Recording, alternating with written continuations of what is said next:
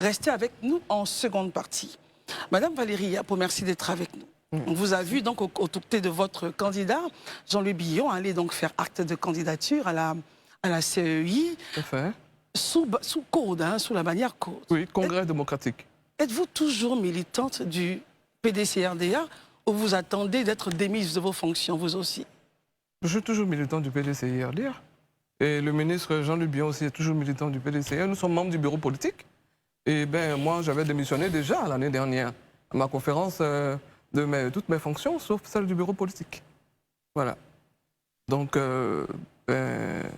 nous soutenons le ministre Jean-Louis Billon, voilà, avec code.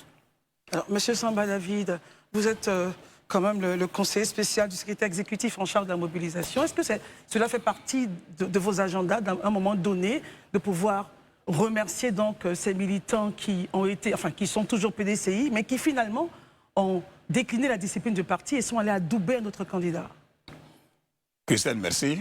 Qui se dit toujours être membre du PDC-RDA. Christelle, merci. Notre plaisir. Moi, j'ai déjà un souci avec le thème qui dit PDCI, Protiam, Probian. Au sein du PDCI, il n'y a pas de pro. Du moment où elle reconnaît tout à l'heure avoir soutenu un candidat et investi par un autre parti. Du coup, ce parti-là, ce candidat-là, n'est plus du PDCI. Au sein du PDCI, nous avons un seul candidat. Donc, il n'y a pas de Protiam, Probion au PDCI.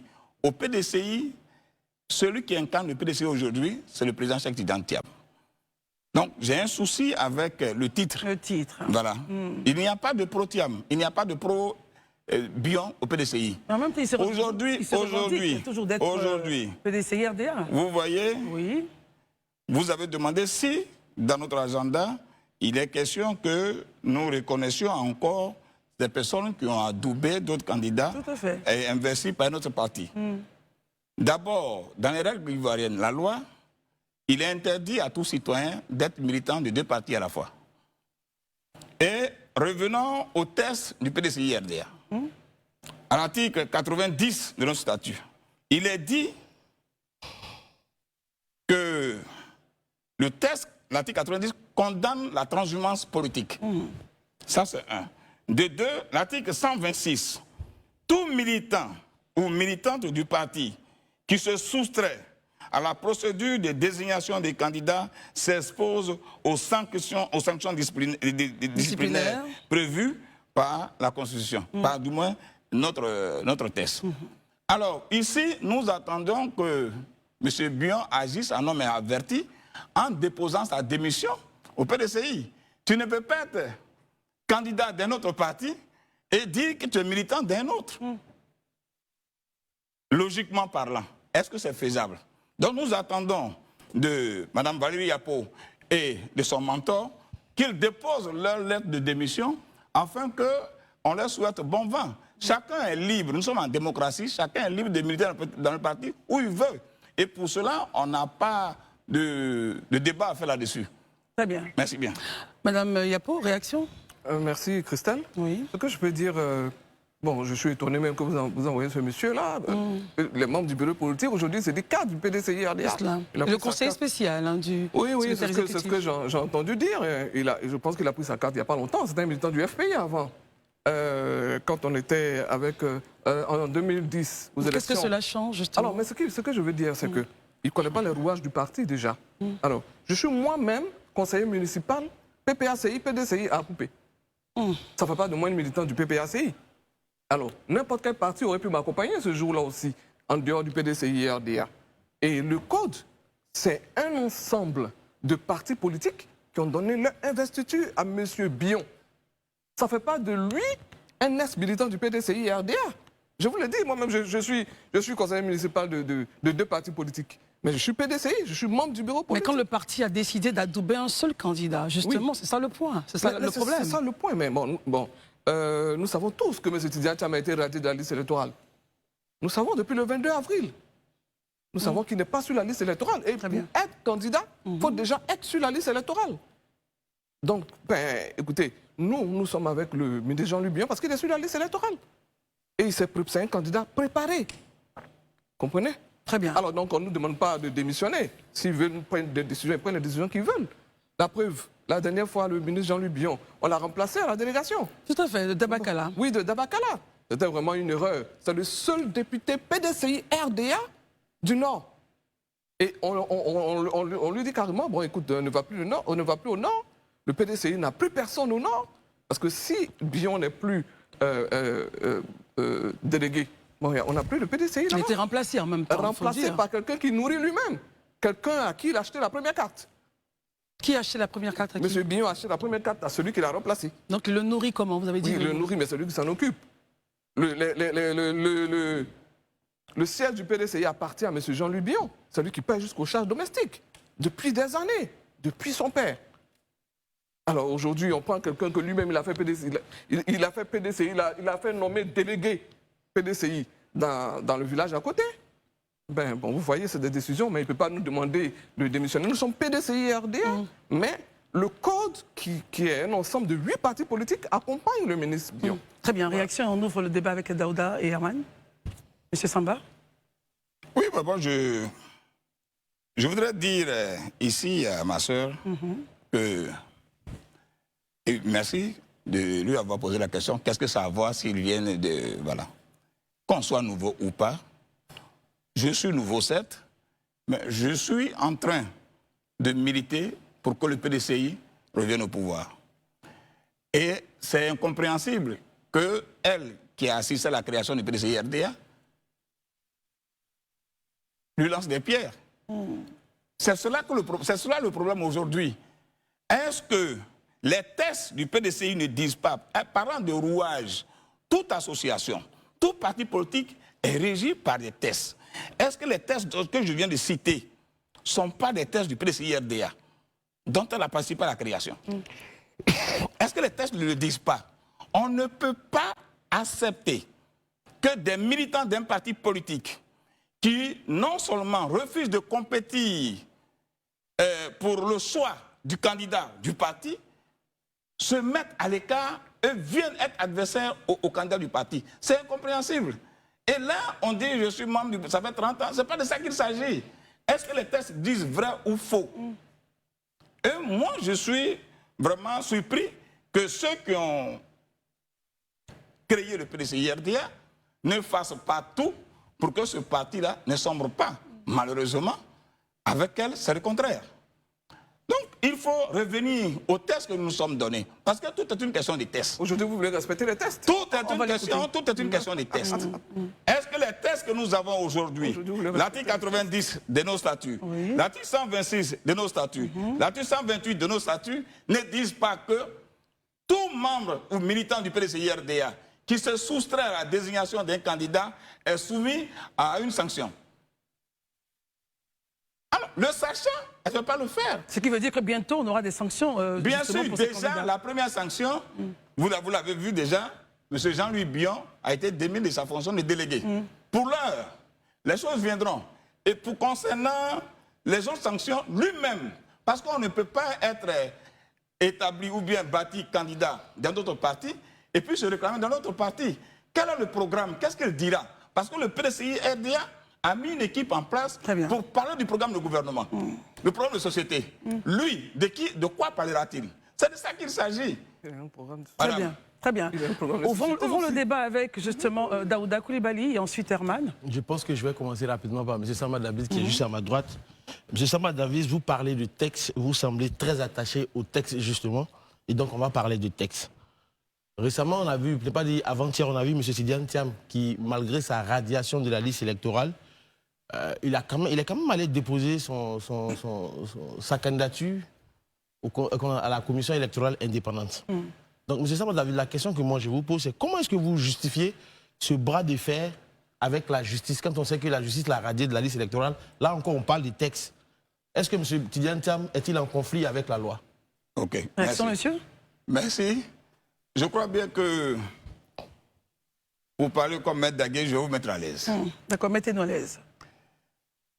La Constitution, c'est notre Constitution, la loi fondamentale qui établit les conditions d'éligibilité. la Constitution dit quoi? La Constitution dit, pour être éligible au poste de président de la République en Côte d'Ivoire, il faut avoir au moins, c'est-à-dire 35 ans et plus, être exclusivement ivoirien et avoir une mère, en fait la mère ou le père ivoirien. Ces conditions-là, le président Cheikh Tidiane Tam les remplit. Maintenant, nous parlons du code électoral. Mais le code électoral n'est pas au-dessus de la Constitution. Le code électoral dit qu'il faut être sur la liste électorale. Mais le président Bion n'a pas refusé d'être sur la liste électorale. Le président, mais comme le président Tidiane Tam n'a pas refusé d'être sur la liste électorale. Maintenant, quand deux lois, ou bien quand la Constitution est contredite par une loi, la Constitution est au-dessus. Parce que la Constitution dit, pour être éligible, il faut ces trois conditions-là. Il faut être ivoirien, exclusivement. Il faut avoir un parent ivoirien. Très bien. Et il faut être âgé de moins de 35 ans. Donc, nous remplissons ces conditions-là. Donc, s'il y a un choix à faire, ça dit s'il y a une décision à prendre aujourd'hui. Vous choisissez de suivre donc la Constitution, c'est ce que vous dites. La Constitution, bien sûr. Très bien. Et la Constitution dit que nous sommes éligibles. Très bien. Daouda relance? Non, pas de relance. Ma deuxième question va vers Mme Valérie Yapo, parce que c'est vrai que j'ai posé la question à M. Samba David, mais moi, aujourd'hui, je vois un Jean-Louis Bion qui a choisi de se présenter en candidature indépendante sans le parrainage du PDCI. Et comment est-ce que vous justifiez cela? Parce que, du point de vue de beaucoup d'observateurs, la posture de M. Jean-Louis Bion est une félonie, c'est une trahison vis-à-vis du PDCI. Comment est-ce que vous l'analysez? Oui, merci Daouda.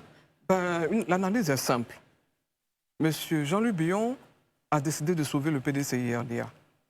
Parce que M. Tidiane Tam n'est pas sur la liste électorale. Tout à l'heure, il a dit qu'il respecte la Constitution, mais il ne respecte pas le code électoral. Mais ce n'est pas au-dessus de la Constitution. Les critères qu'on donne pour le code électoral, pourquoi ils ont suivi ça? Ils sont allés déposer le dossier. Voilà. Parce que vous dites que c'est la Constitution qui établit les conditions. Le code électoral dit qu'il faut être électeur pour être éligible, n'est-ce pas? Et vous allez déposer des dossiers. Tout ce qu'on vous a demandé comme critère, que le code électoral a demandé, vous avez déposé les dossiers. Alors, moi, ce que je veux dire, c'est que M. Jean-Louis Bion et nous-mêmes, nous sommes toujours membres du PDCI-RDA. Mais nous allons encore cette année, le président Henri Konan Bédié nous a dit de ne pas faire la politique de la chaise vide. M. Jean-Louis Bion se prépare depuis 2017, pour information. Depuis 2017, il s'est préparé pour 2020 déjà, et il a laissé la place au président Henri Konan Bédié, et le président Henri Konan Bédié lui avait demandé de se calmer, qu'il dirait, en 2025. Mais je veux dire, très rapidement, c'est pas une trahison, parce que le PDCI n'aura pas de candidat. Monsieur Tidiane Tam n'est pas sur la liste électorale. Et quand le Conseil constitutionnel donnera les résultats, vous allez voir, il ne pourra pas être candidat. Et nous, on part en tant que membre du bureau politique pour sauver le PDCI. Le PDCI doit avoir un candidat. Voilà, et nous sommes le candidat du PDCI. Très bien, Daouda, rapidement. Je vais terminer sur cette question, parce que finalement, avec l'attitude de M. Jean-Louis Bion qu'il a eu aujourd'hui, en fracturant plus ou moins le PDCI, selon certains observateurs, il y a des militants qui se sentent perdus. Donc aujourd'hui, M. Tidiane Tam n'est pas candidat. Vous qui êtes aujourd'hui proche de M. Bion, comment allez-vous convaincre la base du PDCI de vous suivre dans cette aventure? Elle répond en le débat? Oui, oui, bien sûr. Mais je vais vous dire, quand on va donner les résultats du Conseil constitutionnel, la base sera déjà convaincue. Et nous allons encore aller sur le terrain. Parce qu'aller en politique, aller sur le terrain pour être candidat, c'est convaincre les Ivoiriens. Et nous avons décidé, en allant être candidat, en déposant notre dossier, ça devrait convaincre les Ivoiriens. Et on va commencer à convaincre les militants du PDCI-RDA. Si M. Tidiane Tam n'est pas retenu, ça sera facile à convaincre. Et nous voulons dire à tous les Ivoiriens, nous n'avons pas trahi, au contraire. Au contraire, nous faisons en sorte que le PDCI vive. Parce que ça sera encore 5 ans sans PDCI-RDA, sans membres du PDCI-RDA sur le terrain. Ça sera encore 5 ans. Très bien. Voilà. Écoutons Herman. Je viens à M. Samba David. Tout à l'heure, je l'ai vu sortir des articles de la Constitution, ou bien même des tests aussi du PDCI-RDA. Moi, ma question, c'est de savoir que fera le PDCI-RDA au lendemain du 10 ou du 11, qui sera la date à laquelle le Conseil constitutionnel donnera la liste définitive des candidats retenus pour l'élection présidentielle, et que Tidiane Tam finalement n'est pas sur cette liste. Que comptez-vous faire justement si le nom de M. Tidjane Thiam n'est pas retenu finalement? Déjà, nous nous adressons au Conseil constitutionnel qui doit rattraper les ratés.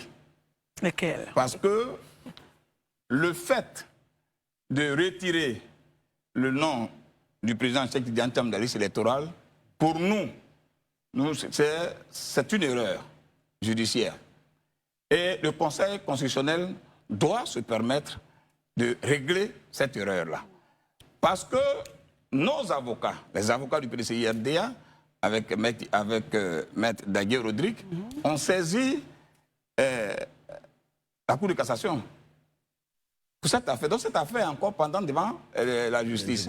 Vous voyez, quand on lit les tests, souvent on les applique quand ça nous arrange et on les ignore quand ça ne nous arrange pas. C'est valable dans les deux sens. Hein. Vous voyez, quand ça ne nous arrange pas. Donc pour nous au PDCI, nous avons fait ce qu'il fallait. Nous avons déposé la candidature de notre candidat. Il y avait un souci de certificat de nationalité. Nous l'avons obtenu le vendredi. Donc ça fait partie des dossiers qui ont été déposés. Nous attendons le Conseil constitutionnel. Et le PDCI, la direction, prendra acte. Ce que nous devons retenir aujourd'hui, c'est que notre candidat Cheikh Tidjane Thiam est candidat et nous allons aller aux élections présidentielles avec lui et nous gagnerons les élections. Très bien, Herman. C'est ça qu'il s'agit. Malgré ce beau développement, vous n'avez pas encore répondu à ma question. Que fera le PDCRDA si jamais le 10, le 11, lorsque le Conseil constitutionnel sort la liste définitive des candidats retenus pour l'élection présidentielle, que le nom de votre président, de votre candidat, n'y figure pas? Herman, vous conviendrez avec moi que le PDCI est un parti organisé, structuré. Ce soir, nous sommes venus débattre des thématiques qui sont là. On ne parle pas de ce qui n'est pas encore arrivé. On peut se projeter quand même. Non, pour se projeter, c'est la direction du parti qui décide. Moi, je ne suis qu'un mandaté. Très bien. Je viens parler des questions dont j'ai été informé. Pour la suite, la direction prendra les décisions appropriées. Bon, M. Samba David, oui. Finalement, c'est pas parce que vous êtes vous-même ancien militant du Front populaire ivoirien, vous êtes passé après être responsable de la société civile, leader de la société civile avec les indignés. Aujourd'hui, vous vous retrouvez au PDCRDA, c'est bien. C'est pas tout cela que certains militants du PDCRDA estiment que le président Tidjane Thiam gère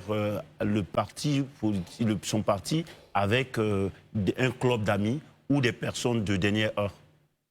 Oh, ben, je suis... Non, mais... Est-ce que vous considérez quand même militant de la dernière heure? Et que finalement, c'est tout ça là qui brouille la vision du PDCRDA qu'ils ne reconnaissent pas. Réagir? Il faut reconnaître que le président Cheikh Tidjane Thiam vient avec une nouvelle dynamique quand il arrive à la tête du PDCI depuis décembre 2023.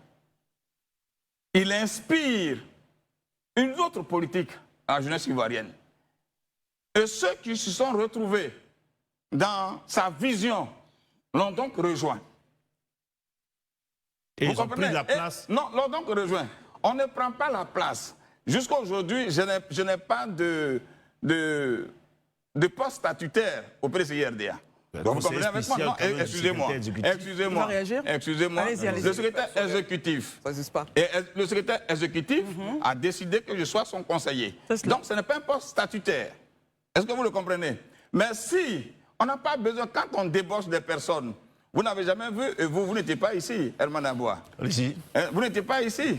Vous étiez quelque part, vous et moi, nous savions. Mais c'est parce que ce qu'on vous a proposé, ou bien parce que ce que vous devez faire ici, vous le trouvez plus important, vous avez rejoint l'AFTV.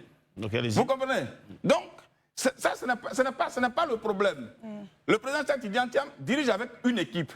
Et cette équipe-là, quand on parle du coordinateur Akossi Bengo, ce n'est pas quelqu'un de la dernière pluie.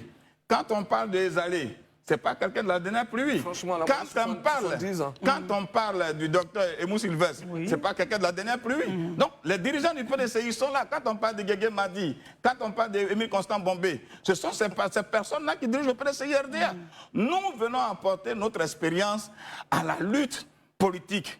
Et nous venons soutenir la vision du président Cheikh Tidjane Thiam. Très bien. Donc, recruter de nouvelles personnes ne peut pas faire entrave à une politique. Daouda? Madame Valérie Yapo. Oui, c'est Daouda. Monsieur Jean-Louis Billon est militant de longue date du PDCI. Oui. Et quand il en parle beaucoup, il connaît l'âme du PDCI et autres, tout ça. Oui. Pourquoi est-ce que lui serait-il plus légitime que M. Tidjane Thiam, qui aujourd'hui, dont on met l'expérience à McKinsey, à Prudential, à Crédit Suisse et autres? Pourquoi vous estimez qu'il est plus légitime d'être celui qui va porter le flambeau du PDCI au détriment de M. Tidjane Thiam? Merci Daouda de rappeler ça. Mais je vais vous dire, en termes de parti politique, ce n'est pas l'expérience professionnelle qui est devant ça, le militantisme. Voilà. Parce que la preuve, quand on dit, quand vous voulez être candidat à la tête du PDCI ADA, il faut avoir de l'expérience. On dit qu'il faut avoir 10 ans de bureau politique. Au moins 10 ans, continue. Alors, M. Tidjane Thiam n'est pas au pays depuis 23 ans. Quand il arrivait, il n'avait aucune expérience politique. La preuve, c'est mauvais casting, continue. Parce que lui-même, il a un mauvais casting. Je le dis. Et je vais m'arrêter. C'est pas trop fort de dire que vous en train de dire que M. Samba David est un mauvais casting? Je vais dire que je vais m'arrêter là sur les propos de Thiam. Parce qu'on en est jusqu'en justice. Je n'ai pas encore fini. Laissez-moi finir, monsieur. Laissez-moi finir. Laissez-moi. Madame Yapo. Mais Madame Yapo, s'il vous plaît, Madame Yapo, s'il y a des propos qui gênent notre interlocuteur, c'est bon de les retirer. Il estime que le terme... Qu'elle les retire d'abord. Parce qu'elle n'est pas un exemple. Oui, non, revenons sur le terme. Revenons sur le terme. Monsieur Samba, on revient sur le terme. Madame Yapo, soyons courtois. Alors donc, monsieur Daouda, en termes de parti politique, c'est l'expérience politique. Et Bion est plus outillé. Il a été maire en Côte d'Ivoire en 2001. Il a été président du conseil régional. Il est député à son moment. Mais ce Tidjane Thiam n'a aucune expérience de la population. Vous comprenez?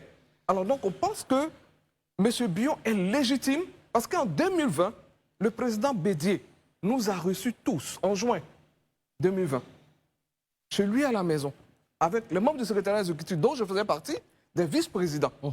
On était à huis clos quand il a annoncé sa candidature. Et Bion a pris la parole devant tout ce parterre de personnalités aujourd'hui. Lesquels, par exemple? Mais tous ceux qui sont là, Noala Kossi Benjo, Gikawe, tous les membres de la direction du parti. Ils étaient tous là. Pour ne pas et qu'il a dit, étant donné que le président Henri Konan Bédié vous aurez la parole, monsieur en Samba. 2020, il se retire. Il ne pose pas sa candidature, mais Henri Konan Bédié, feu Henri Konan Bédié était assis avec son épouse. Madame Yapo, on laisse terminer, puis vous allez réagir. Laissez-moi finir de parler. Monsieur Bion ne peut pas dire qu'il est candidat depuis 2017 sans l'aval du président Henri Konan Bédié. D'accord. Le président Henri Konan Bédié lui a donné l'aval. Il est plus légitime. Il est plus légitime que M. Tidjane Thiam, avec qui le président Henri Konan Bédié n'avait aucun lien depuis 23 ans. C'est pas possible. Voilà. Si, c'est possible. Comment cela? Si, c'est possible, Christelle. Mais Madame Yapo... Comment cela? C'est possible, parce que le président Henri Konan Bédié ne le reprenait même pas au téléphone pendant 20 ans. Il ne prenait pas qui le président Tidjane Thiam? Au téléphone. Bon, oui, et puis même... On ne peut pas révéler les voix. S'il vous plaît, on va laisser terminer. Jeune Afrique l'a révélé. L'a révélé l'année dernière. Très bien. Quand il est revenu. Okay. Alors donc je veux dire que... Donc je vous réponds juste à la question de M. Daouda. Il est plus légitime. Très bien. Parce que nous avons tous été les derniers collaborateurs du président Henri Konan Bédié. Voilà. Daouda, permettez, on va écouter M. Samba et puis on revient. Non, je vais te poser une question qui va te permettre d'y répondre calmement. Très bien. Pour parler comme toi, je vais te mettre à l'aise. Donc je te mets à l'aise. Donc votre leader aujourd'hui qui est arrivé dans la politique, selon ce que Mme Valérie Yapo dit, il est arrivé récemment, il est perçu comme un parachuté au sommet du parti. Est-ce que c'est votre point de vue? Est-ce que vous partagez son point de vue? Non, je ne partage pas son point de vue, mais je voudrais dire d'abord... Allez-y, M. Samba. Vous voyez, il y a un proverbe chez nous qui dit... Chez vous où? Chez nous les BT. D'accord. Pour ne pas dire vrai, c'est-à-dire pour mentir, il faut prendre à témoin un mort. C'est le proverbe qui dit ça. Ah oui, c'est le proverbe qui dit ça. Vous pensez qu'il y a quelqu'un ici qui ne dit pas vrai? Ah oui, c'est qu'elle dit. Bédié aurait... Le président Bédié. Le président Bédié aurait choisi Jean-Louis Bion, mais tous ceux qui sont dignitaires, tous ceux qui sont dignitaires du PDC, ils sont encore là. Elle a cité et Akossi Benjo et autres. Oui. Mais je voulais dire, pour être président de la République, on n'a pas besoin forcément d'être un élu local. Le président Alassane Ouattara est président de la Côte d'Ivoire. Il n'a jamais été élu localement en Côte d'Ivoire ici. Il n'a jamais été député ni maire. Donc ce n'est pas important. Donc ce n'est pas important. Et puis quand vous dites que quelqu'un est parachuté, il y a eu un congrès. Et ce congrès-là, elle était membre du comité d'organisation du Congrès. Elle était membre du comité d'organisation. Dans ce comité-là, elle était chargée de nous fournir de l'eau à boire. Elle n'a pas acheté, elle a donné 2 millions. Est-ce que justement, est-ce que ça le lie C'est la même rengaine. C'est la même rengaine. Je vais le lui rappeler. Oui, mais est-ce que ça le lien? C'était pas la question. Non, je vais le lui rappeler. Donc, le congrès, c'est la même rengaine. Revenons au congrès. Non, il y a eu au C'est la congrès. même rengaine parce qu'aucun argument. Oui, très bien. Allons au congrès. Aucun argument, c'est la même rengaine. Oui, mais il y a Nous allons au congrès. Allons au congrès. M. Jean-Louis Bion n'a pas été interdit d'aller au congrès. Il n'était pas intéressé par la tête du PDCI-ADA. C'est au congrès, on va et on désigne le président du parti. On n'a jamais été intéressé. Le président du parti. Il n'est pas parti. Il a refusé de compétir face à quelqu'un qui n'a pas refusé. Ça, c'est différent. Il y a depuis des années. On va l'écouter. On va l'écouter. Après, vous aurez la parole. Qui est hors sol, comme ils le disent. Donc, vous dites que M. Bion n'est pas venu candidater. Il n'est pas venu candidater. Et nous avons eu 2 candidats. Il y a le président Cheikh Tidiane Thiam et le maire de Cocody, Yamak Yassé. Et il a été élu à 96%. Vous comprenez? Et nous sommes allés à la convention. Comme si ça ne suffisait pas, à la convention, il a été encore élu à 99 et 99%. Et pour éviter, parce que je suis un peu ahuri, qu'elle se réclame encore ici du PDCI-RDA, après avoir fait tout ce qu'elle sait. On ne peut pas, un enfant qui est dans le ventre de sa mère, ne peut pas vouloir tuer sa maman et dire que c'est ma mère qui est là. Tout ce qu'elle a fait aujourd'hui n'a contribué. On va l'écouter. Elle a été interpellée. Oui, terminez. Tout ce qu'ils ont fait. Non, vous aurez la parole. Aujourd'hui, même le congrès, le dernier congrès, qui a été repris, le 9e congrès extraordinaire, qui a été repris, il a été élu à 99,97%. Un score qu'eux-mêmes ne savent pas. Vous comprenez? C'est pour dire que peu importe qu'il soit ici ou pas, il a désigné une équipe qui travaille et la base se reconnaît en lui. On va écouter Mme Yapo. Vous avez été interpellée justement par rapport au congrès et tout cela. Est-ce que vous pouvez me dire la date de la création du PDCI-ADA? C'est vous qui l'avez créé, c'est vous qui connaissez la date. Mais pourquoi? C'est vous qui l'avez créé. Vous savez tellement de choses. Vous savez tellement de choses. Vous dites que je viens d'arriver. Donc c'est vous qui l'avez créé. Et vous êtes les membres ancestraux. Vous n'étiez pas membre du bureau. Les membres ancestraux. On va l'écouter. Et vous étiez la seule membre du bureau politique. Même pas la PDCI. Vous décidez. Monsieur, permettez qu'on l'écoute, s'il vous plaît. Ah oui, mais elle m'interpelle, donc je réponds automatiquement. Le PDCI a été créé le 9 avril 1946. Vous ne connaissez même pas le PDCI-RDA. OK. Ce que vous envoyez ici, vous avez écrit des papiers que vous êtes en train de lire. Okay. Mais vous ne connaissez pas le PDCI-RDA. Okay. Quand le président Bédié mourait, vous n'étiez pas au PDCI-RDA. Okay. Vous étiez toujours, je ne sais pas, LMP ou FP, je n'en sais rien du tout. Parce que vous êtes un militant sur glace.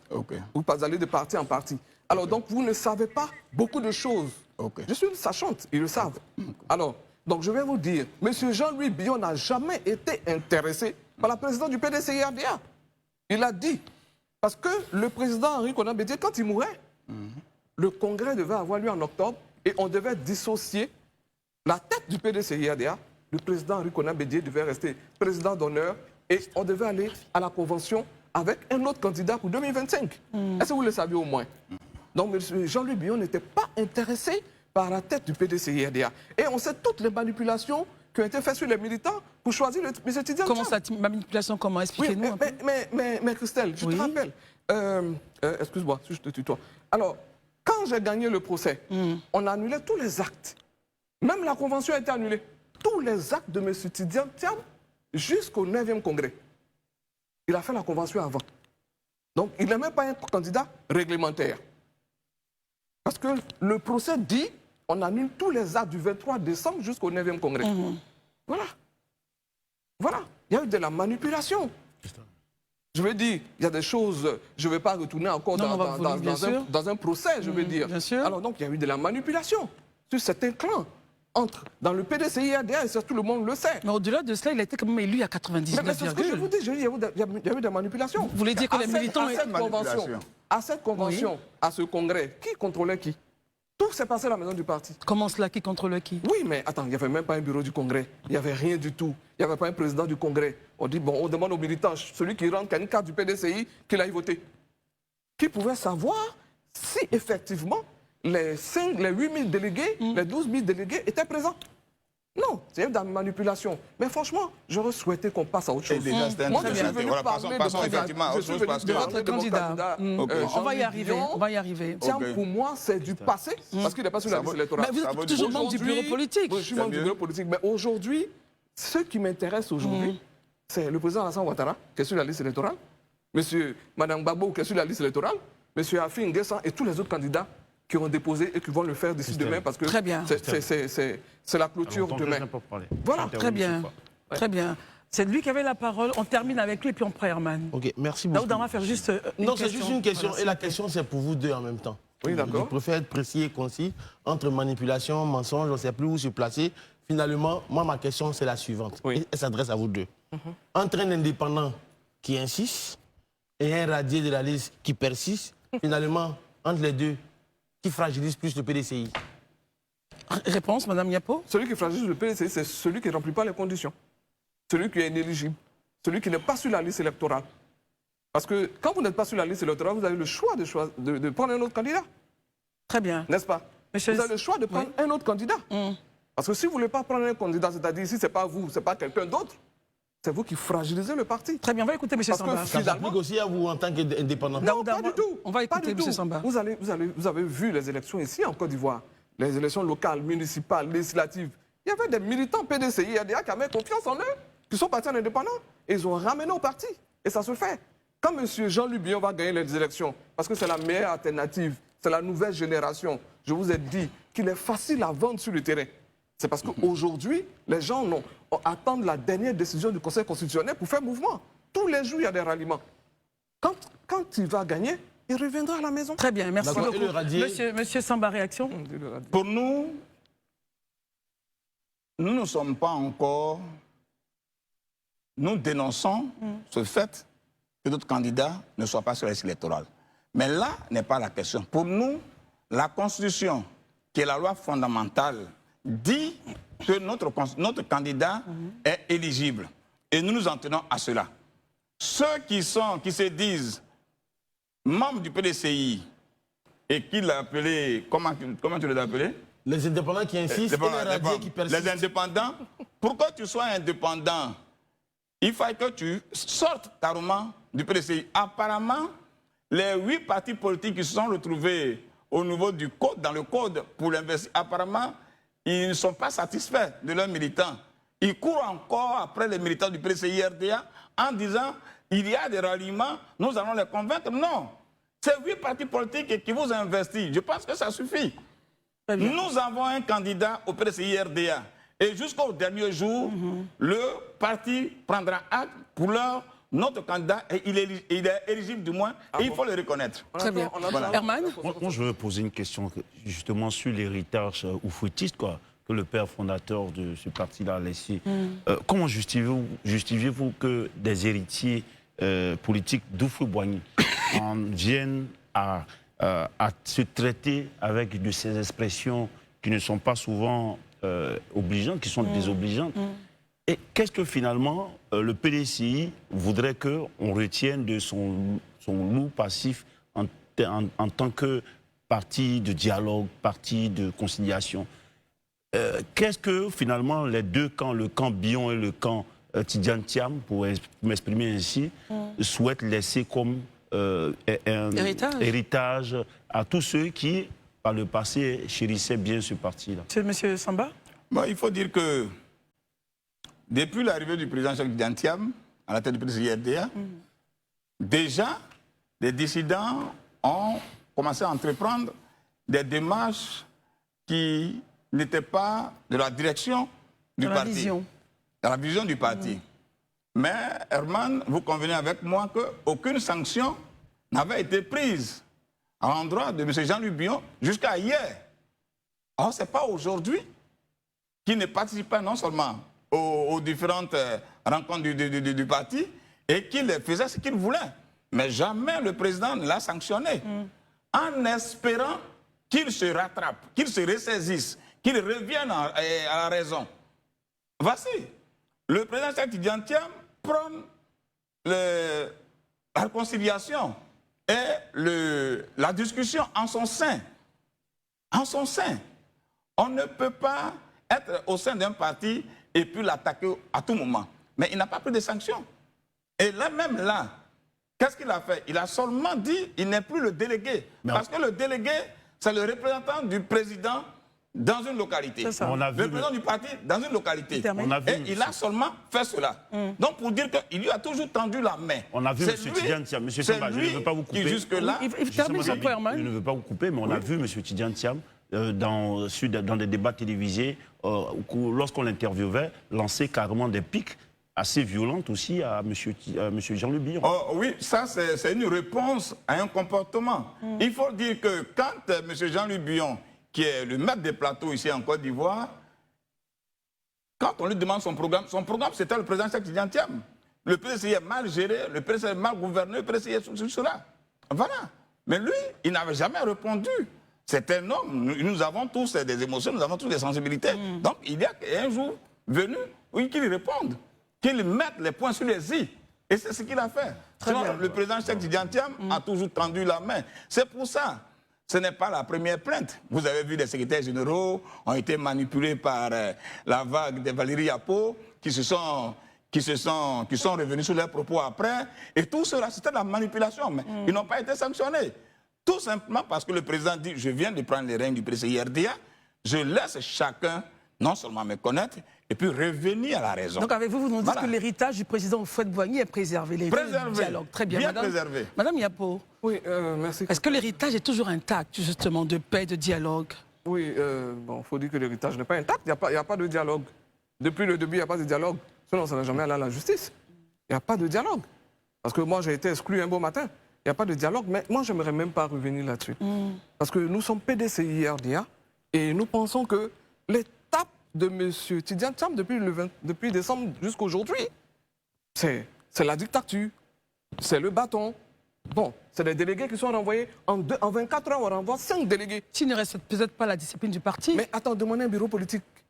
Le PDCI-RDA n'est pas une entreprise privée. On paye tous des cotisations. Ils ont le droit.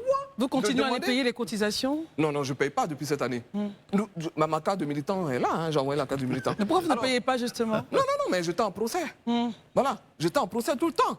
Je ne vais pas payer pour qu'il fasse d'autres choses. Mais je dis que depuis que M. Tidiane Thiam est là, c'est la dictature. C'est le bâton. Conseil de discipline. Jean-Luc Billon, conseil de discipline. Yapo Valérie, conseil de discipline. Et Molo Claude, député de Koumassi, il n'est plus à son poste. Jean-Luc Billon n'est plus à son poste. Hein? M. Anoma Magloire aussi. Et bien d'autres. Qui a créé IRS? Oui, IRS, qui est juste un courant. Initiative de réconciliation pour demander un bureau politique.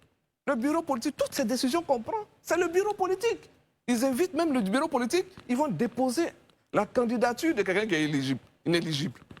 Il faut un bureau politique. Et je pense que depuis ce jour-là, je peux dire que l'héritage du président, le président Houphouët-Boigny est en train de tanguer. Mais je dis, je préfère ne plus parler de ça. Je veux parler de mon candidat. Et de ce qu'il peut faire pour les Ivoiriens. Il faut rappeler qu'elle-même, quand elle a été nommée déléguée d'Acoupé, elle a renvoyé des délégués aussi. Elle a renvoyé des secrétaires de section. Jamais. Elle a même renvoyé son permanent. Elle dit jamais. Elle a même renvoyé son permanent. Elle dit jamais. Un militant qui a 75 ans, ça dit, qui a vu le PDCI avant. Oh, mais vous ne connaissez même pas le PDCI. Je n'ai pas le droit de renvoyer, c'est pas moi qui le nomme. Le poste, il dit le permanent. Mais le permanent n'est pas statutaire. Je parle du permanent. Je l'ai nommé parce que j'habite pas à Coupé. Le délégué, c'est le président. Vous ne connaissez rien au PDCI, monsieur. Le délégué, c'est le président qui le nomme. Et il pense avoir fait son travail. Donc, quand il ne fait pas son travail, il le remplace. Ça, c'est clair. Bon, on va ouvrir la brèche sur cette histoire. Il faut rappeler à Valérie Yapo. S'il vous plaît. Il faut rappeler à Valérie Yapo, avant de passer au programme de son candidat, que nous voulons tous voir, il faut lui rappeler qu'à Coupé, le PDCI RDA, de 2011 en 2016, avait le poste de député. N'est-ce pas? Elle a tout fait pour qu'elle soit candidate du PDCI à Coupé. Et quand elle a été candidate, le PDCI a perdu le poste de député à Coupé. Mais sur 9 candidats, elle a été quatrième. Sur 10 candidats, 9e. Pour dire qu'elle n'a rien apporté au PDCI. C'est de compte vérité. Très bien. On va l'écouter répondre.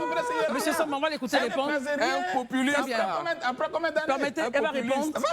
On est obligé donc d'ouvrir la brèche pour que vous puissiez réagir à cela avant de continuer. Allez-y. Oui, d'accord. Merci. Mais j'ai été nommé délégué en 2017. après l'élection justement des législatives. Et certaines personnalités du PDCI ont mis des indépendants. On était 10. Et je suis arrivé 4e. C'est des comptes vérités ce que vous avez dit. Je suis arrivé 4e. Après un ministre LMP de son bord, je suis arrivé 4e. Moi, je suis pas Et vous pouvez aller consulter sur Internet à la CEI. Je suis arrivé 4e. Pas 9e, comme il a dit. Jamais 9e. Mais il ne connaît pas le parti en ce moment. Lui, il est on sait pas, il est en exil quelque part. On va l'écouter, M. Samba. M. Samba, on va l'écouter.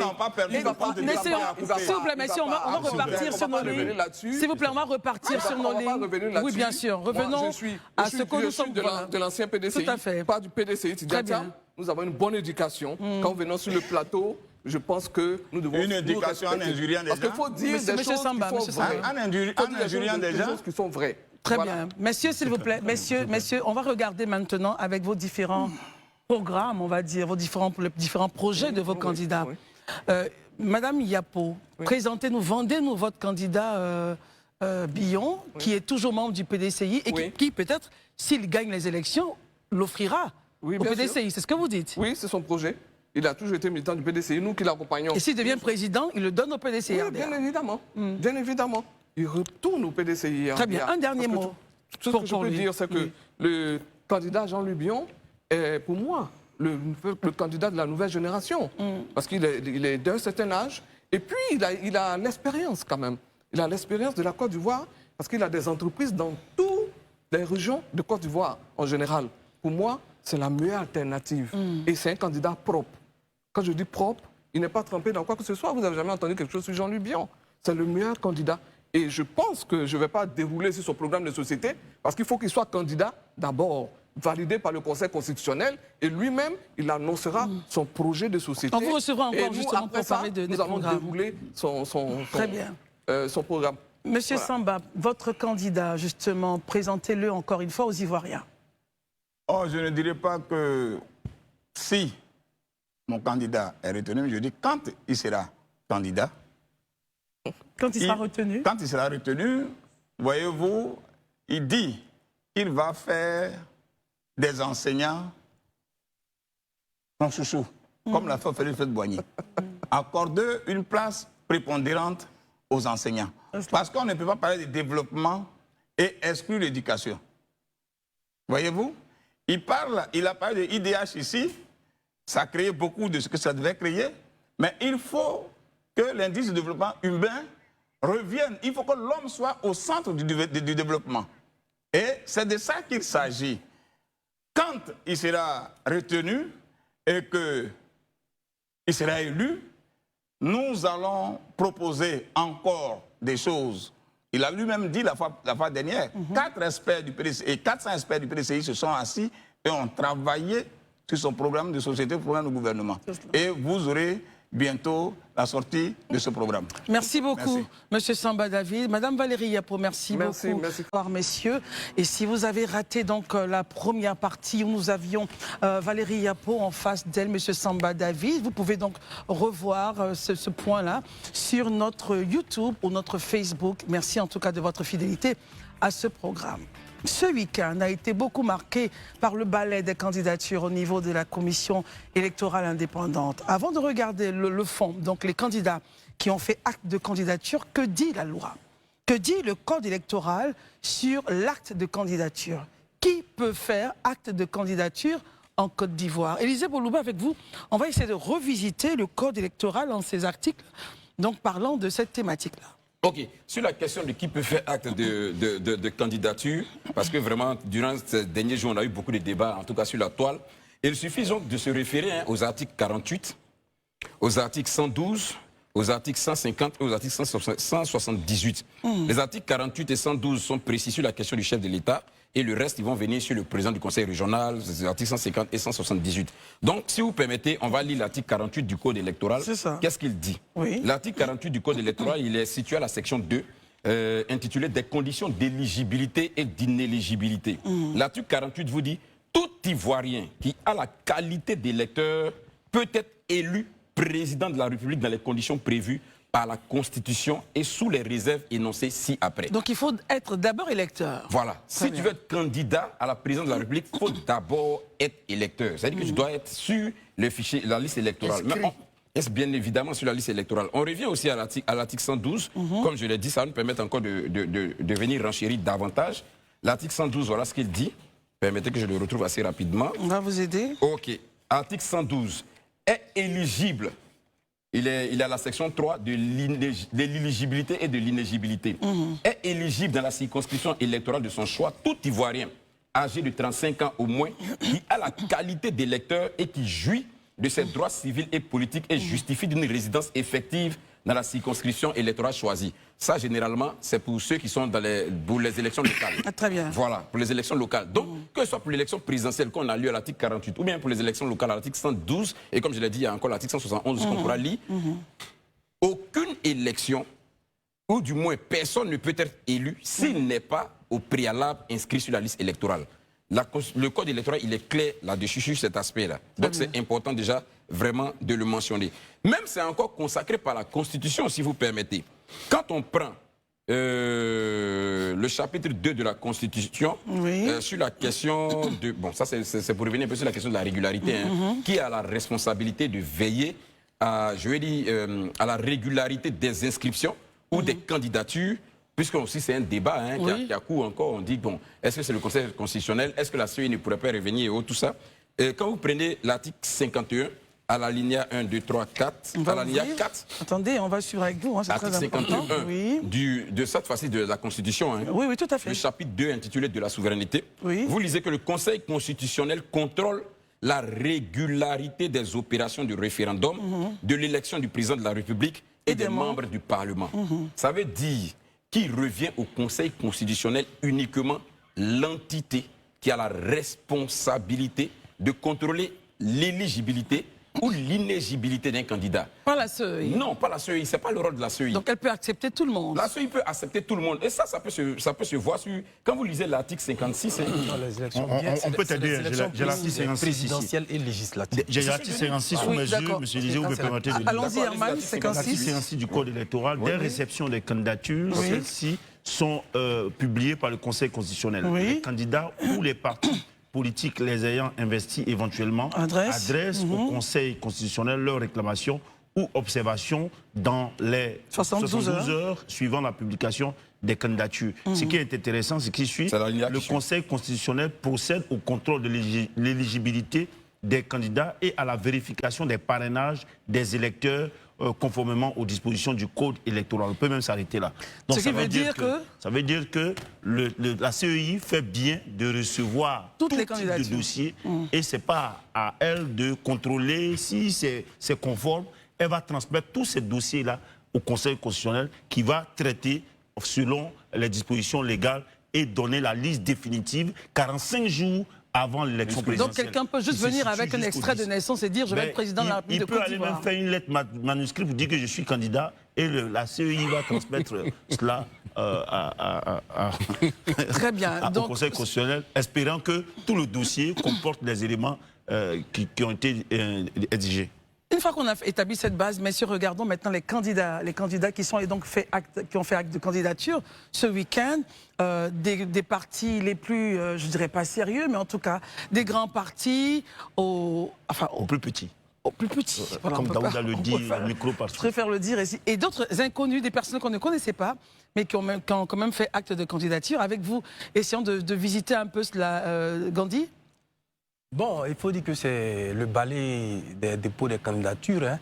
Mais on constate malheureusement qu'il y a, si je peux m'exprimer ainsi, qu'il y a des plaisantins, des non-sérieux. Mais pourquoi vous les appelez plaisantins? En fait, c'est un mot du dictionnaire. Je sais très bien. Mais pourquoi vous les appelez comme ça? Bon, en fait, plaisantins dans la mesure où, en fait, à travers déjà même leur posture, et il y a malheureusement, je dis que pour faire acte de candidature, il y a quand même des conditions. Il y a des éléments qu'on doit déposer. Malheureusement, on constate qu'il y a certains qui n'ont pas pu déposer ces éléments-là. Et pour ma part, c'est une injure même à la République.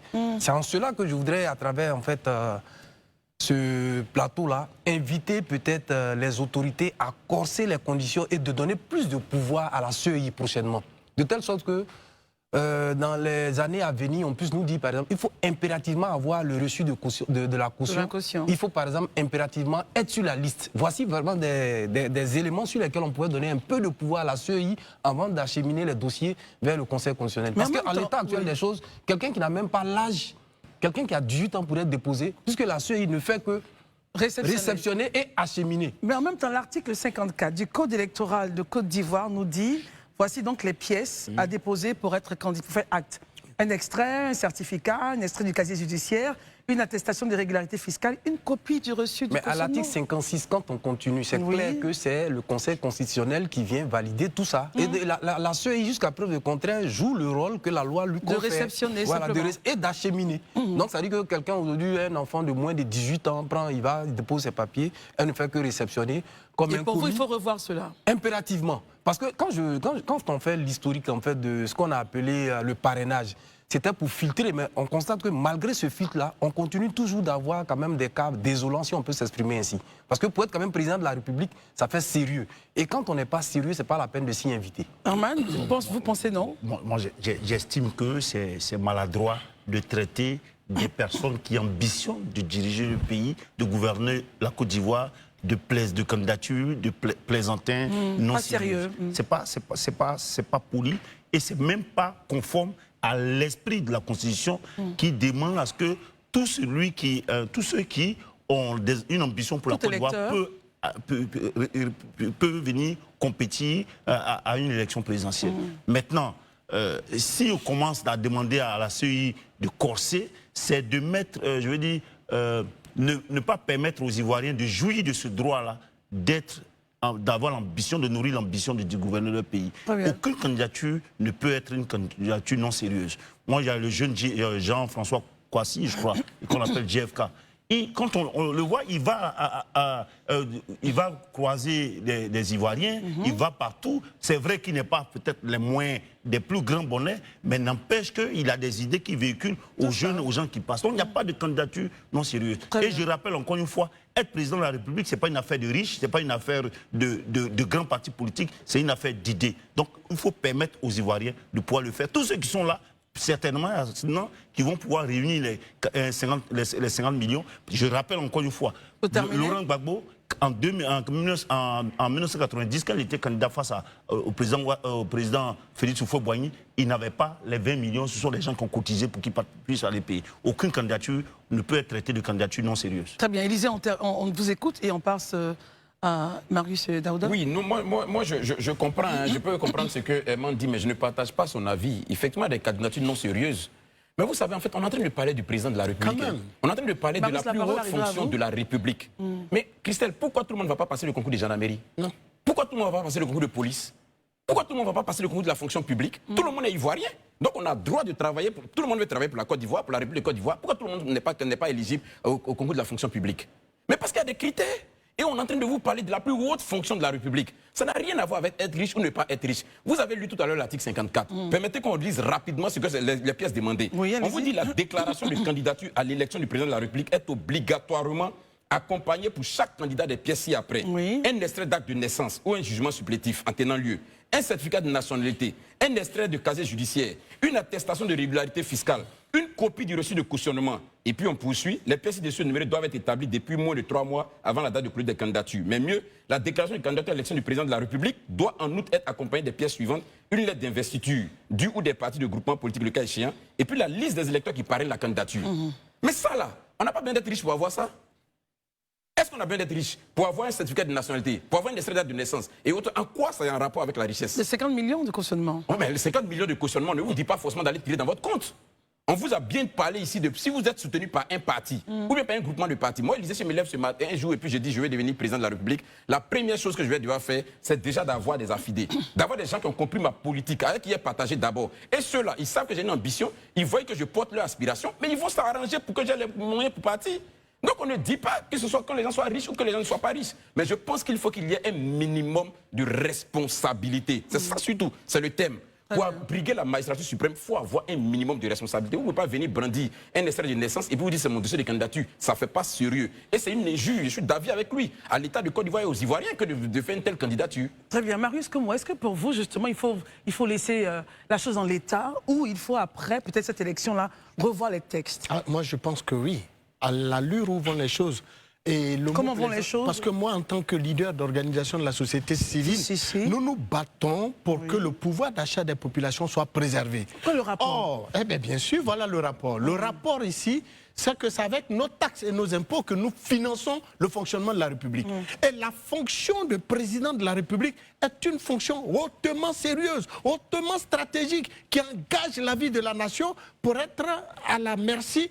Véritablement, il a dit, il n'a pas tort de plaisanter. Qu'est-ce que veut dire plaisanter? C'est un mot français, il a dit si bien. C'est un amuseur. Les plaisanter, c'est des amuseurs. Mais comment est-ce que vous pouvez qualifier des personnes vous pouvez concevoir qui ont cette vision que quelqu'un qui envisage, moi, me gouverner et les miens, il vient me présenter au moment du dépôt de sa candidature un extrait d'acte de naissance. Seulement.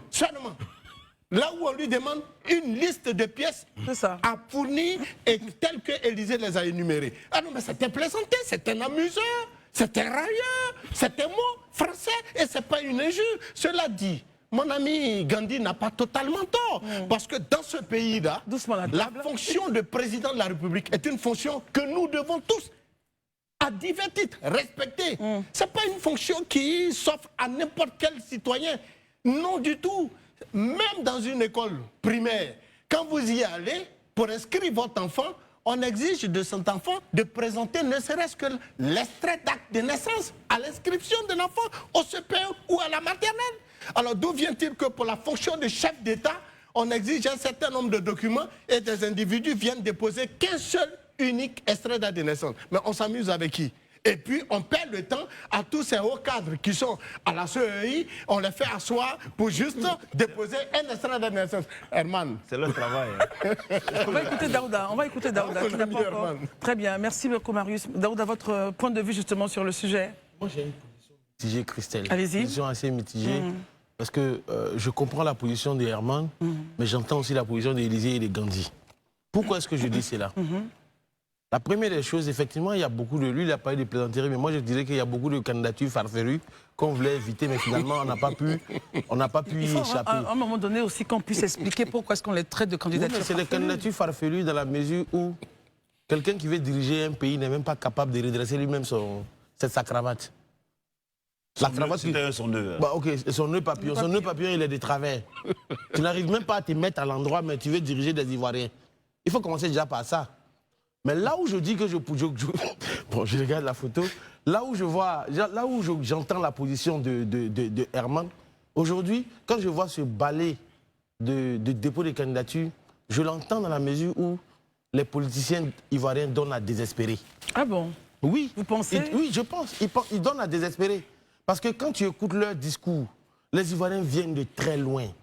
Quand on regarde 2010, ce que nous avons subi en Côte d'Ivoire, les gens ne veulent plus aller à l'affrontement. Ils veulent pouvoir vivre normalement. Mais donc, aujourd'hui, je veux dire, quand ils regardent comment on appelle ça, ces partis politiques, notamment le RHDP, le PDCI, le PPACI, cette opposition radicale-là, l'opposition radicale, le parti au pouvoir qui est plus ou moins radical aussi, qui s'empoigne à tout moment, je me dis, il y a certains Ivoiriens qui disent, franchement, nous, on n'a pas envie de faire partie de votre lot de personnes. Donc, on va aller aussi se présenter. Malheureusement, je veux dire, ici, on voit toutes ces personnes-là. Mais c'est un message qu'ils donnent aux politiciens. Lequel, par exemple? Le message, c'est qu'on veut simplement la paix.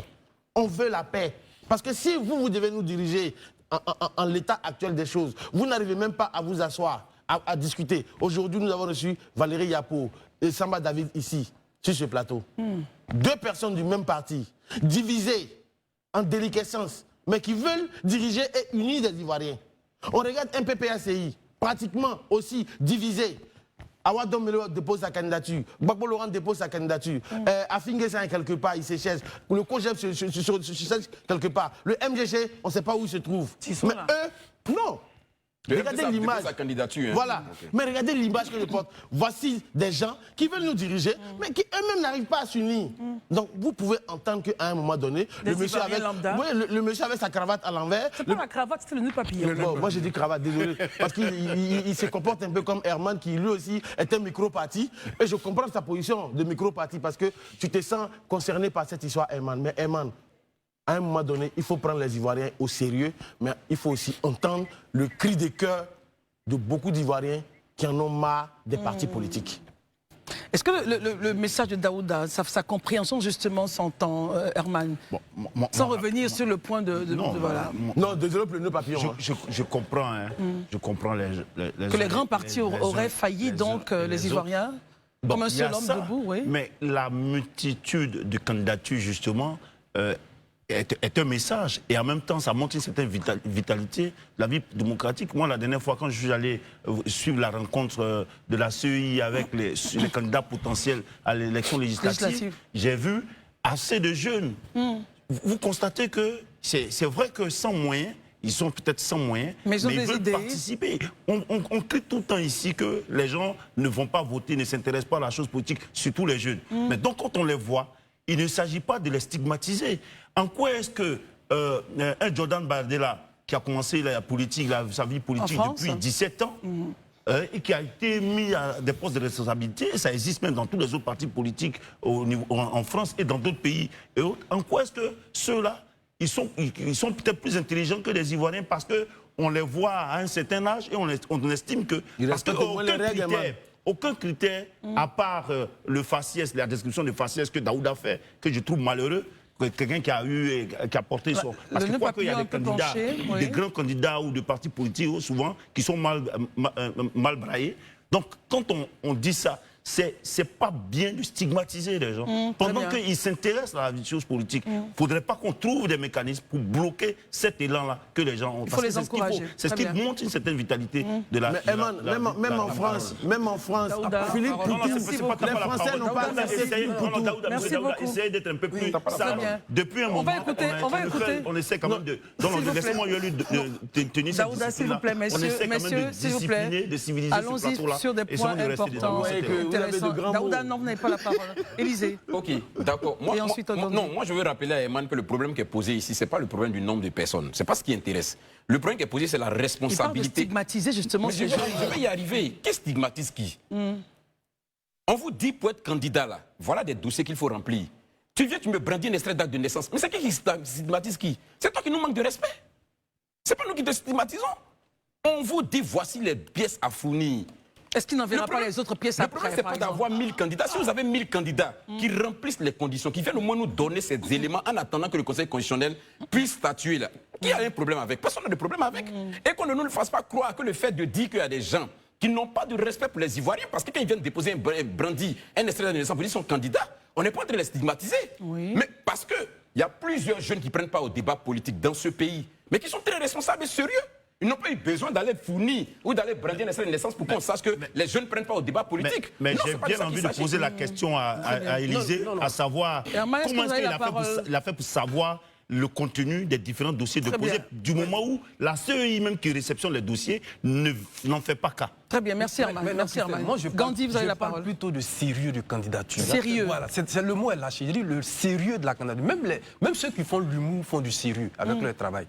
Parce que qu'est-ce qu'on constate? On peut appeler candidature quand un dossier est complet, mais dès lors qu'on n'a pas un dossier complet, ça ne fait pas sérieux. C'est une moquerie à l'égard de la République.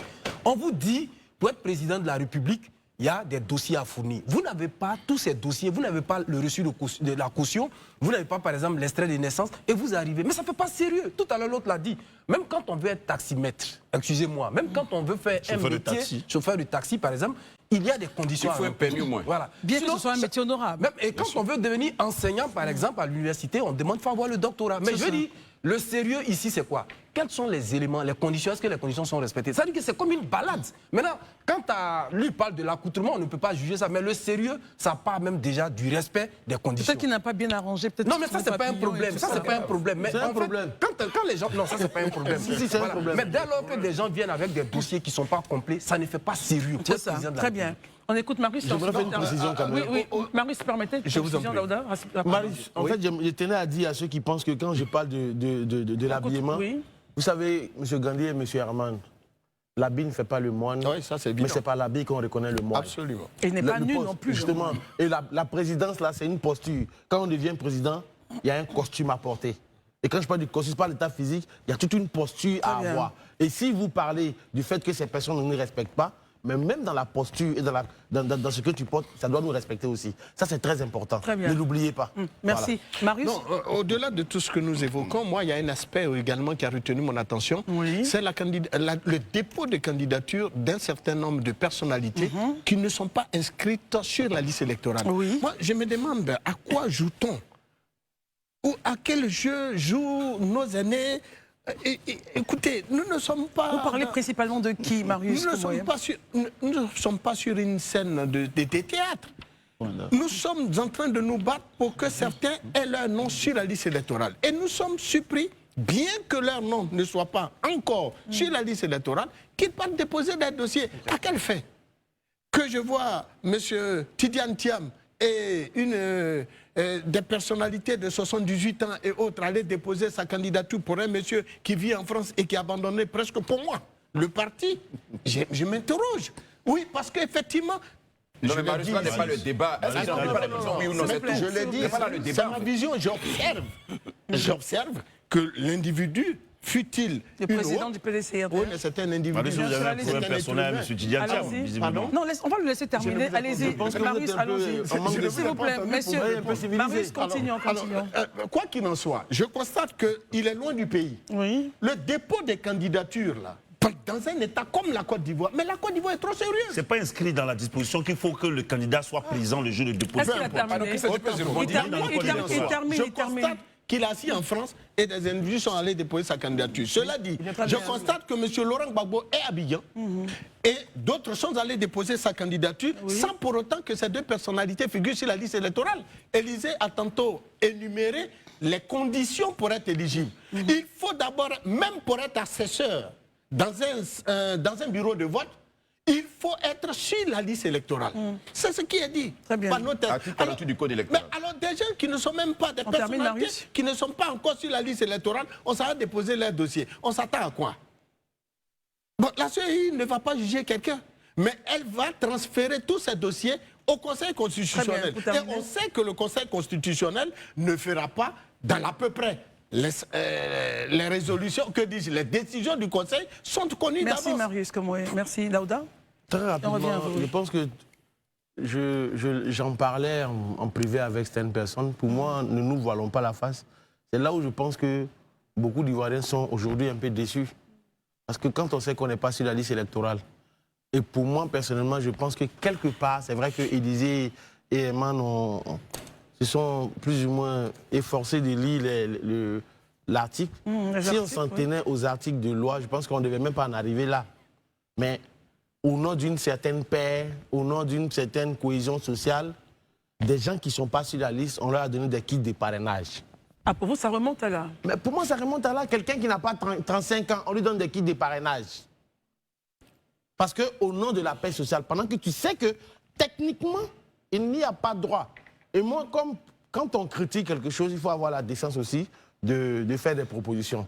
Moi, ici et maintenant, je propose au président de la CEI, et ce n'est pas avant son mandat ou après son mandat, il serait bien de faire en sorte que le dépôt des candidatures soit digitalisé. Première des choses.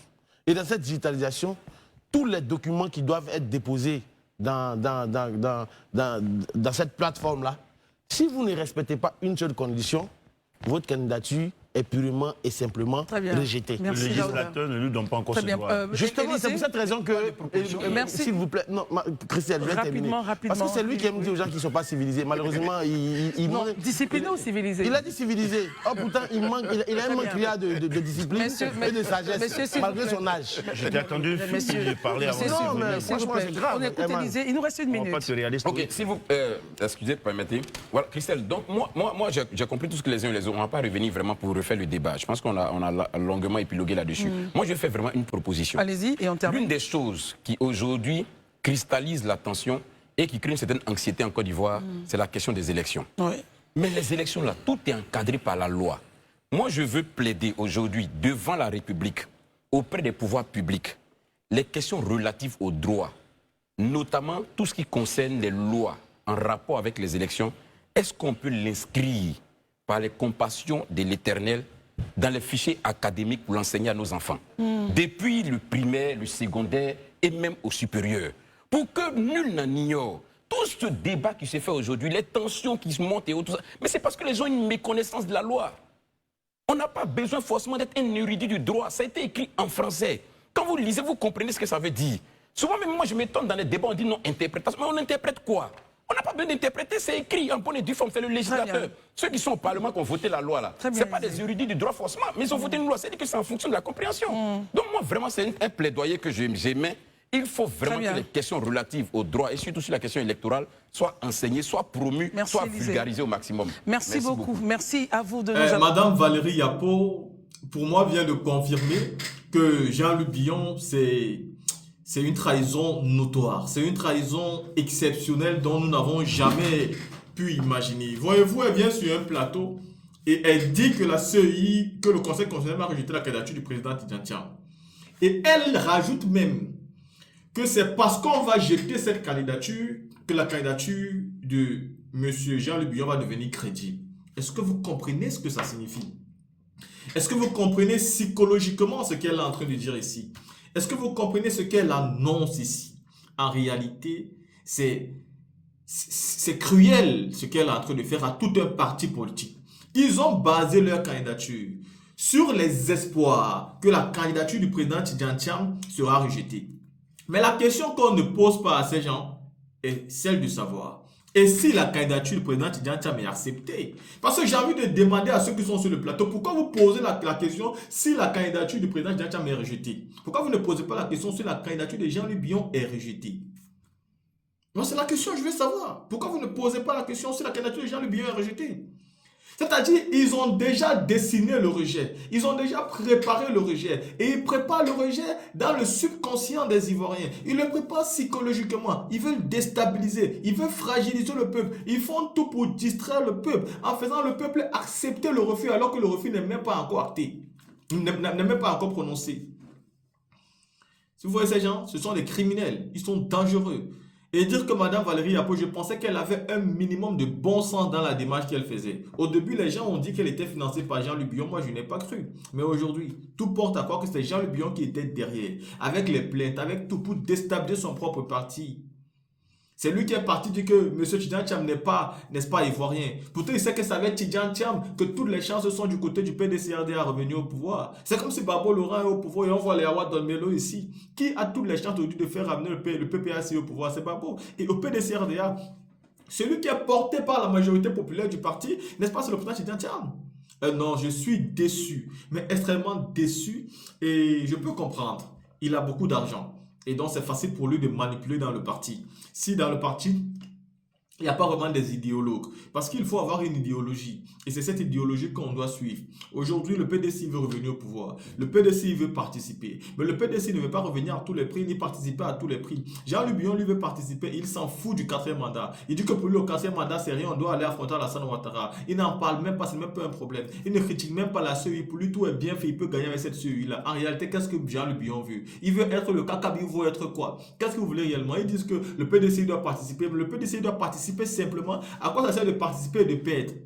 Si tu ne peux pas gagner, ça ne sert à rien que tu participes. Si tu veux participer là, il faut te préparer au moins à gagner. Si tu ne peux pas gagner, ne participe pas. Je suis déçu et extrêmement déçu.